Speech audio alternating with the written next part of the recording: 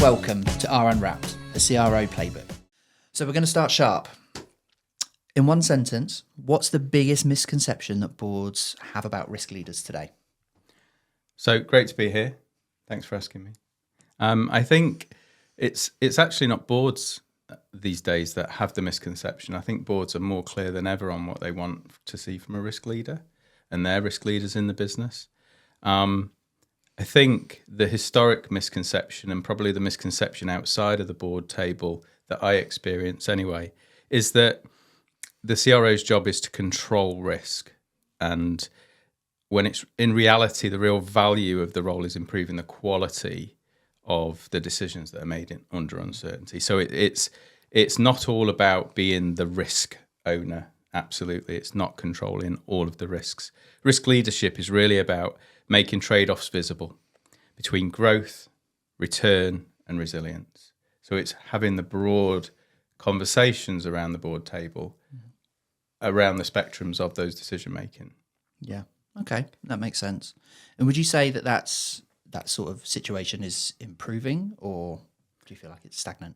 Yeah, for sure. It's definitely improving. I think the role of the CRO is still quite new in general terms. It's not that old of a role that's existed.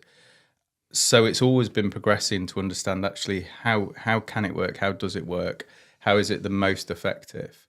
And in my business, it is quite unusual for a CRO to be on the board. We quite often get access to board members through board risk committee, but to be in the board dialogue and board discussions and working with the board on strategic decisions, we'll come on to strategy, I think, quite a bit more later, is really important for the CRO, I think important for the business, important for the board, and makes the job way more interesting because you're part of that decision-making activity. Yeah, I get that.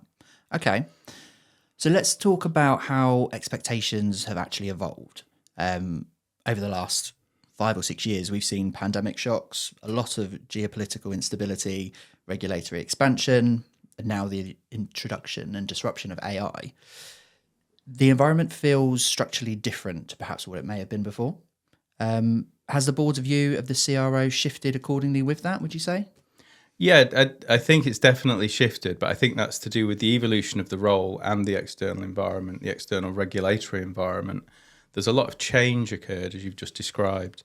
And maybe boards previously viewed the CRO's role as primarily as an assurance role, giving them assurance. Do we have a framework? What are the metrics telling us? What's the backward-looking view? So what has happened? And I think what's definitely evolved is the expectation. I'm going to talk a lot about this today in strategically. So thinking strategically ahead. I get challenged and asked quite a lot by board members in my business.